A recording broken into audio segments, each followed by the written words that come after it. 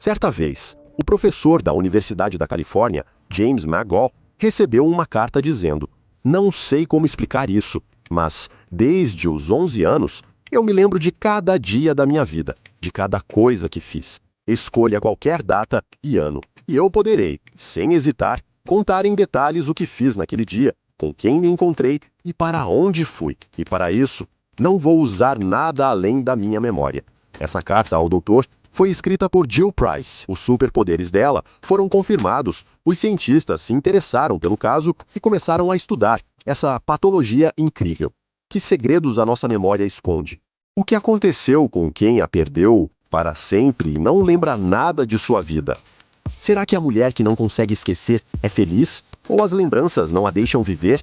Quem é a pessoa com a melhor memória do planeta? E que volumes fantásticos de dados as pessoas podem guardar na cabeça? E em que canto específico do cérebro? Em qual prateleira nossas lembranças são guardadas? Assista ao vídeo até o fim, será interessante. Se você pedisse para Jill Price lembrar de qualquer dia da vida dela, ela daria uma resposta tão precisa que você ficaria impressionado. O que você faria? 29 de agosto de 1980 foi uma sexta-feira e eu fui passar o fim de semana em Palm Springs com minhas amigas Nina e Michelle e a família delas, Price. Naquela época, você tinha 14 anos e 8 meses, quando dirigiu pela terceira vez. 10 de janeiro de 1981, sábado, durante uma aula na escola de direção. Naquela época, ela tinha 15 anos. Agora ela tem 56. Jill Price foi a primeira pessoa no mundo a ser diagnosticada com a síndrome da memória autobiográfica altamente superior. Pessoas com essa característica conseguem se lembrar instantaneamente do que exatamente estavam fazendo, o que estavam vestindo e onde estavam. Em qualquer fase da vida, eles conseguem lembrar detalhes de notícias e eventos pessoais com uma precisão que só seria possível com registro contínuo.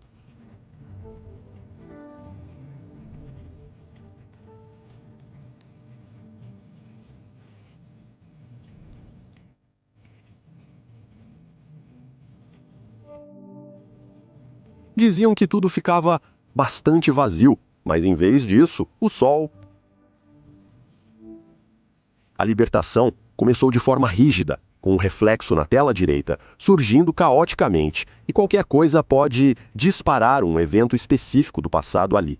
É claro que o dom de uma memória autobiográfica impressionante também se revelou uma provação difícil. Veja o que a própria mulher diz sobre isso. É infinito, incontrolável e exaustivo. Meu cérebro revive toda a minha vida anterior todos os dias, e isso está me enlouquecendo. O professor Magoo, a quem a mulher recorreu, é um especialista renomado em pesquisa da memória. Ele reuniu uma grande equipe com o objetivo de determinar a extensão das habilidades de Jill e descobrir a causa de sua memória patológica dos fatos da vida. Neuropsicólogos testaram a capacidade da paciente de aprender e memorizar, enquanto neurobiologistas analisavam os resultados. Em 5 anos, Price superou vários testes de memória, inteligência e aprendizado. Os pesquisadores identificaram uma patologia no cérebro de Jill, lobo temporal e núcleo caudado aumentados. Apesar da capacidade fenomenal de memorização, a mulher continua vivendo como uma pessoa comum. Ela escreveu um livro autobiográfico e trabalha em uma escola religiosa. Price não é a única que apresentou essa anomalia. Outra mulher, com um diagnóstico semelhante, Rebecca Sherrack, diz que seu cérebro está sobrecarregado e que reviver constantemente certos momentos do passado leva a dores de cabeça frequentes e insônia. Os cientistas têm certeza de que esquecer fatos e qualquer tipo de informação é natural para o ser humano e muitas vezes é vital. O cérebro precisa se livrar do peso das impressões e informações. Quando a pessoa está saudável, a memória regula a carga sozinha e se prepara para receber novas informações. Os dados antigos não somem sem rastros, apenas vão da memória ativa para a passiva, podendo às vezes ser recuperados. Essa característica da memória salva as pessoas em situações críticas. As capacidades de memorização parecem ilimitadas.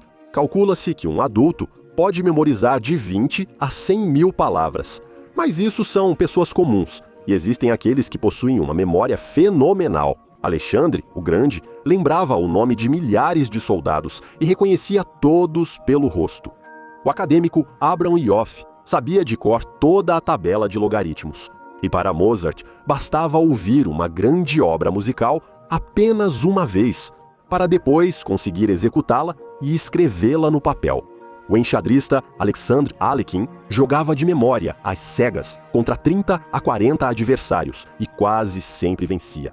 O inventor Nikola Tesla possuía uma memória fotográfica única. Bastava olhar para uma página uma vez para gravar para sempre em sua mente o conteúdo dela. Nikola Tesla memorizava livros inteiros e reproduzia detalhadamente imagens tridimensionais complexas, além de conseguir recuperar de memória qualquer fórmula, equação ou valor de uma tabela de logaritmos. O engenheiro também preferia guardar seus projetos na cabeça. O famoso mnemônico Solomon Chereshevsky nunca anotava nada e, mesmo assim, lembrava com absoluta precisão todos os telefones, nomes, sobrenomes, endereços e listas de tarefas. O homem memorizava milhares de palavras aleatórias, fórmulas extensas e até frases em outro idioma de uma só vez. Aliás, esquecer era difícil para ele. Chereshevsky precisou criar técnicas próprias para eliminar informações desnecessárias. Ele percebia as informações de forma sinestésica, sentia o cheiro, o gosto e a cor das palavras. Dizem que Salomão não conseguia ler enquanto comia, porque isso alterava o sabor da comida. Os biógrafos de Pablo Picasso afirmam que o artista tinha um quarto especial onde guardava várias coisas. Ao pegar um objeto, lembrava do que estava ligado a ele: rostos, fatos, pensamentos, conversas e datas. Charlie Chaplin, também visto como gênio, não lembrava nem o sobrenome do secretário com quem trabalhou 7 anos. Segundo os cientistas, a memória do ser humano começa a funcionar já após 20 semanas, e é bem possível que algumas pessoas consigam se lembrar do que aconteceu com elas ainda no útero da mãe. Aliás, em nossos episódios sobre vidas passadas, há muitos comentários assim, inclusive sobre lembranças dos primeiros anos e até minutos de vida. Se tiver interesse, pode ler pelos links. E embora a ciência considere que tudo isso são falsas memórias que nós mesmos inventamos e atribuímos a nós mesmos, provavelmente há casos estranhos assim entre vocês ou conhecidos que fogem às ideias padrão sobre o cérebro, mesmo sem diploma científico. Muitos fatores afetam a qualidade da memória. Algumas pessoas têm memória visual mais desenvolvida, outras auditiva. Os melhores índices de memorização aparecem em situações de estresse, quando até mesmo uma pessoa com memória comum é capaz de guardar na cabeça os mínimos detalhes. Por exemplo, pessoas que tinham dificuldade para aprender línguas, ao enfrentarem estresse em outro país, conseguem memorizar um novo idioma por questão de sobrevivência. Às vezes, a memória falha. Traumas acidentais, doenças crônicas, tumores, infecções, estresse e depressão podem apagar completamente a memória de uma pessoa ou danificá-la parcialmente. A origem da amnésia ainda não é totalmente conhecida, e há anomalias sem explicação que abordaremos mais adiante. Cientistas do Instituto de Tecnologia de Massachusetts descobriram, por meio de experimentos com ratos, que mesmo animais com amnésia mantêm traços de experiências vividas em seus cérebros. É surpreendente como memórias adormecidas podem ser despertadas. Um caso interessante de perda de memória aconteceu em 4 de fevereiro de 1918, quando um soldado francês desorientado foi encontrado na plataforma da estação ferroviária de Broto, na cidade de Lyon. Ele não tinha nenhum documento de identidade com ele, mas conseguiu dizer seu nome como Antelme Mangin. A má notícia era que esse era o único fato que ele lembrava sobre si mesmo. O homem também não soube explicar como chegou à plataforma da estação. Ele foi internado em um hospital psiquiátrico e durante muitos anos foi transferido de uma instituição para outra, enquanto tentavam descobrir sua identidade. A foto do homem foi publicada nos jornais e várias dezenas de pessoas afirmaram que ele era membro de suas famílias. Finalmente, em 1930, uma das famílias identificou Manzin como um ex-garçom com um nome completamente diferente, que foi lutar na Primeira Guerra Mundial, mas nunca voltou. a família conseguiu fornecer a prova necessária. Descobriu-se que, em agosto de 1914, o homem foi ferido, feito prisioneiro e perdeu a memória devido a um evento traumático durante os combates. Então, se você não se lembra das suas memórias de infância, não fique chateado. Afinal, isso não é nada comparado às provações enfrentadas por pessoas com formas graves de amnésia. Para muitos deles, isso é um verdadeiro abismo em suas vidas. As memórias são o núcleo da personalidade, em torno do qual se forma nossa identidade, relacionamentos, pensamentos e emoções. Ao perdermos a memória, essencialmente perdemos a nós mesmos. Por exemplo, Susie McKinnon, que não se lembra de si mesma quando era criança. E mais ainda, ela não consegue se lembrar de si mesma em nenhuma idade, exceto na atual, e logo fará 70 anos. Ela também apresenta problemas com o que os cientistas chamam de memórias episódicas. Ao mesmo tempo, os cientistas têm absoluta certeza de que Susie não sofre de amnésia. Sua condição é única. Quando a mulher passou por inúmeros testes, os especialistas ficaram chocados. Descobriu-se que McKinnon não possui nenhuma memória autobiográfica. Pessoas comuns têm a capacidade de viajar mentalmente no tempo, voltando a diferentes eventos do passado sempre que quiserem.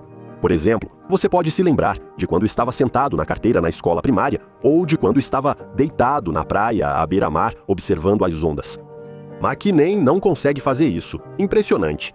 Por outro lado, na cabeça da Susie também não ficam lembranças ruins, como eventos trágicos relacionados à morte de entes queridos. O cérebro dela simplesmente apaga todo o passado sem exceção. E este é Kim Peek, uma pessoa realmente única. O diagnóstico de autismo, dado a uma criança com cabeça anormalmente grande, hérnia craniana e lesão no cerebelo, acabou sendo incorreto. As superhabilidades de memorizar grandes volumes de informação vinham acompanhadas de grandes dificuldades cotidianas para uma pessoa comum. É impressionante. Lendo livros da biblioteca dos pais fluentemente aos 3 anos, ele não conseguia se vestir, lavar o rosto ou ir ao banheiro sozinho. Devido ao subdesenvolvimento do cerebelo, ele apresentava distúrbios de coordenação motora, enquanto o cérebro do garoto era comparável a um supercomputador. Kim criou uma técnica de leitura onde lia a página direita com o olho direito e a esquerda com o esquerdo simultaneamente. Ele guardava na memória o conteúdo de milhares de livros e conseguia lembrar 98% do que lia. Aos 7 anos, ele sabia a Bíblia de cor e, posteriormente, conseguia citar as datas de todos os eventos importantes do mundo, além das datas de nascimento e morte de pessoas famosas. Ele sabia todos os códigos de telefone e CEPs dos Estados Unidos, além de memorizar mapas de todas as cidades grandes e médias do país. Lendo e memorizando mapas, ele conseguia indicar rotas com uma precisão impressionante em um grande número de cidades. Kim fazia cálculos de calendário além da capacidade de outros e memorizava músicas pelas partituras. Depois, também aprendeu a tocar piano, de memória. Aos 53 anos, ele sabia de cor mais de 7.000 livros, a maioria dos quais eram enciclopédias e tabelas estatísticas com uma quantidade gigantesca de informações. Apesar do grande número de testes e pesquisas, os cientistas não conseguiram encontrar a causa da rara condição e do dom do homem. Acredita-se que Kim Peek tinha a melhor memória do planeta entre seus contemporâneos. Agora, após tantas anomalias de memória surpreendentes, é hora de abordar o conteúdo da caixa craniana, onde teoricamente estaria localizada essa memória. O cérebro é um órgão vital. Até mesmo pequenos danos a ele podem causar sérios prejuízos a uma pessoa, provocar perda de consciência, amnésia ou distúrbios mentais. Mas e se tudo isso não for bem assim? Vamos olhar para os fatos que contradizem o ponto de vista científico amplamente aceito. Não faz muito tempo, na região de Moscou, catástrofe Chmielewski, ataque a pessoa não se sente bem, mas ao mesmo tempo não há consequências irreversíveis para o organismo. A causa do fenômeno geralmente é uma alteração na circulação sanguínea do cérebro. A neurologista Marina Anikina explica que o homem fez uma tomografia computadorizada imediatamente, principal exame nesses casos. Mas os resultados da tomografia computadorizada deixaram os médicos em choque. O ataque isquêmico do paciente deveria ter ocorrido no hemisfério esquerdo do cérebro, só que na imagem esse hemisfério estava completamente ausente. Isso não é resultado de trauma, doença ou qualquer outra coisa. O homem viveu, desde o nascimento, sem metade do cérebro, e isso não o impediu de obter ensino superior e formar uma família. E só teve problemas cardíacos cerebrais pela primeira vez, já praticamente na velhice, aos 60 anos. Além disso, quando as funções motoras foram recuperadas, ele simplesmente voltou para casa tranquilamente. Com certeza, você já viu o meme que mostra uma imagem de um cérebro quase vazio, mas o mais surpreendente é que ele tem um protótipo real. Na verdade, é a imagem de um homem francês de 44 anos. A identidade não foi revelada pelos médicos, mas em 2007 eles publicaram um estudo que deixou os doutores completamente perplexos. Afinal, como foi o caso? O homem foi à clínica reclamando de fraqueza na perna esquerda. Naturalmente, associaram isso ao cérebro, mas ninguém suspeitava que a cabeça do rapaz estava 90% preenchida por líquido. Não havia nem hemisférios cerebrais, restava apenas um pedaço, com cerca de 10% do tamanho original. E o que vocês acham? Os 75, e isso não o impedia de trabalhar como funcionário público, sem enfrentar nenhum problema. Dá vontade de fazer tomografia em todos os funcionários públicos para ver quanto tem lá dentro, mas não são só eles, né? Pelo visto, dá para não só viver sem cérebro, mas também ir a shows. Tem gente assim por aí, mas brincadeiras à parte. E muitos casos assim já foram registrados, e os mais surpreendentes ainda estão por vir. Mas a principal questão é: como a ciência explicou esses casos? Neuroplasticidade é exatamente essa palavra bonita que explica esses casos. Isso não se refere só à parte do cérebro, que assume funções da área ausente ou destruída, mas também ao termo relacionado ao aprendizado. O cérebro não nasce pronto, ele interage ativamente com o ambiente enquanto está se formando. Isso ficou claro em estudos sobre as crianças selvagens, abandonadas na natureza, que sem contato com a fala humana, não adquiriram habilidades sociais, nem desenvolveram capacidades intelectuais adultas, permanecendo atrasadas por toda a vida. Logo ficou evidente que o cérebro infantil é plástico. Esse período de grande maleabilidade é chamado crítico, pois depois não é mais possível compensar a falta de aprendizado. A visão neurocientífica do mundo mudou definitivamente quando foi comprovado que o cérebro, ao aprender, é capaz de crescer também em adultos. Um exemplo clássico que confirma a veracidade dessa afirmação são os resultados obtidos em uma série de pesquisas com taxistas de Londres. Os motoristas memorizavam mapas detalhados de uma cidade enorme para passar no exame.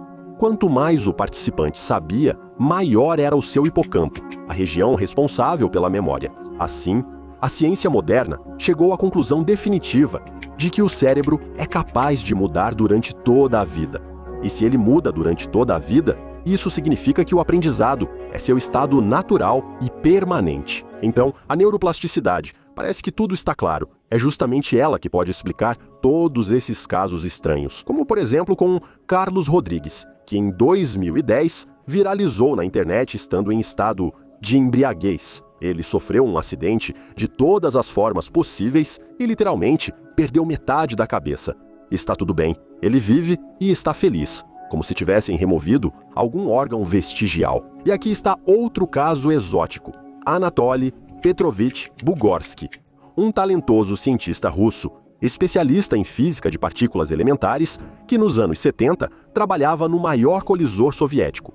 Certa vez, o mecanismo do sistema de segurança do acelerador U-70 falhou e, como resultado, o pesquisador foi atravessado por um feixe de prótons. Como resultado, ele perdeu a audição no ouvido esquerdo, teve paralisia parcial no rosto e crises epilépticas periódicas, mas, mesmo assim, concluiu com sucesso sua dissertação e continua seu trabalho científico até hoje. Mesmo danos tão futuristas, o corpo humano conseguiu suportar.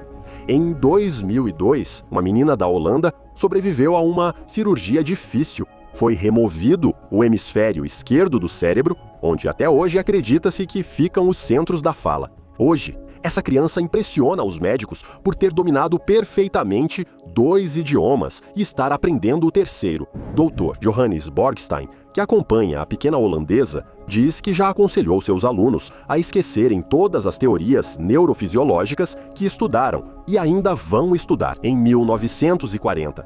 O Dr. Augusto Iturriccio, em seu relatório na reunião da Sociedade Antropológica da Bolívia, falou sobre um menino de 14 anos que estava internado em sua clínica com o diagnóstico de tumor no cérebro. O paciente permaneceu consciente e em pleno juízo até a morte, apenas reclamando de uma forte dor de cabeça. Durante a autópsia, os médicos ficaram extremamente surpresos. Toda a massa cerebral estava separada da cavidade interna do crânio e o sangue não tinha acesso a ela. O menino não tinha cérebro, então não havia neuroplasticidade. Para os médicos, seu funcionamento consciente continuou um mistério. Agora é o momento certo para vermos quais declarações os maiores cientistas do mundo fazem sobre esse assunto.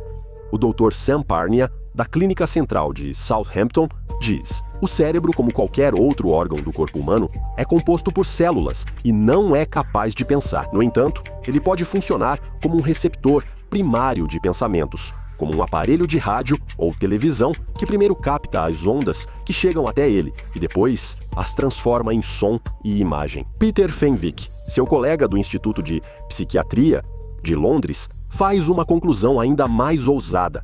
A consciência pode muito bem continuar a existir mesmo após a morte física do corpo. John Eccles, um dos maiores neurofisiologistas contemporâneos e ganhador do Prêmio Nobel de Medicina, também acredita que a psique não é uma função do cérebro. Junto com o neurocirurgião Wilder Penfield, que realizou mais de 10.000 operações no cérebro, Eccles escreveu o livro O Mistério do Homem. Nela, os autores afirmam claramente que não tem nenhuma dúvida de que o ser humano é controlado por algo que está além do seu corpo. O professor Eccles escreve: eu posso confirmar experimentalmente que o funcionamento da consciência não pode ser explicado pelo funcionamento do cérebro. A consciência existe independentemente dele, de fora. Outro autor do livro, Penfield, compartilha da opinião de Eccles e acrescenta ao que foi dito que, como resultado de muitos anos estudando a atividade do cérebro, ele chegou à conclusão de que a energia da mente é diferente da energia dos impulsos neurais do cérebro. E aqui está uma citação da diretora do Instituto de Pesquisa do Cérebro, a neurofisiologista de renome mundial, professora Natalia Petrovna Bektereva. A hipótese de que o cérebro humano apenas recebe pensamentos de algum lugar externo, eu ouvi pela primeira vez do laureado com o Prêmio Nobel, professor E.K. Klaus. Claro, naquela época isso me pareceu absurdo, mas depois as pesquisas realizadas em nosso Instituto de Pesquisa do Cérebro de São Petersburgo confirmaram que não conseguimos explicar a mecânica do processo criativo. Mais 2 laureados com o Prêmio Nobel, os neurofisiologistas David Hubel e Thorsten Wiesel, em suas palestras e trabalhos científicos, declararam repetidamente que para que se possa afirmar a ligação entre o cérebro e a consciência, é necessário entender o que lê e decodifica a informação que vem dos órgãos dos sentidos. Cientistas destacam que isso é impossível de fazer. Pesquisas recentes de fisiologistas holandeses, liderados por Pim van Lommel, também confirmam que a consciência existe independentemente do cérebro. Os resultados do experimento em larga escala foram publicados na renomada revista biológica inglesa The Lancet. A consciência existe mesmo depois que o cérebro para de funcionar. Em outras palavras, a consciência vive por si só, de forma independente. Quanto ao cérebro, ele não é uma matéria pensante, mas sim um órgão como qualquer outro, que simplesmente desempenha certas funções. É bem possível que a matéria pensante nem exista em princípio, declarou o líder da pesquisa, o famoso cientista Pim van Lommel. Vamos resumir. Todos esses casos, amigos, nos mostram que a consciência não nasce no cérebro. Aqui está mais um caso, que em variações vocês provavelmente verão nos comentários abaixo do episódio. Provavelmente, toda a família tem uma história em que a mãe, a muitos quilômetros de distância, sente o que está acontecendo com seu filho, o que causa essa conexão, quais são seus sinais físicos. Deixem suas opiniões e avaliem o episódio para sabermos que nosso esforço valeu. Até a próxima nos vídeos do canal.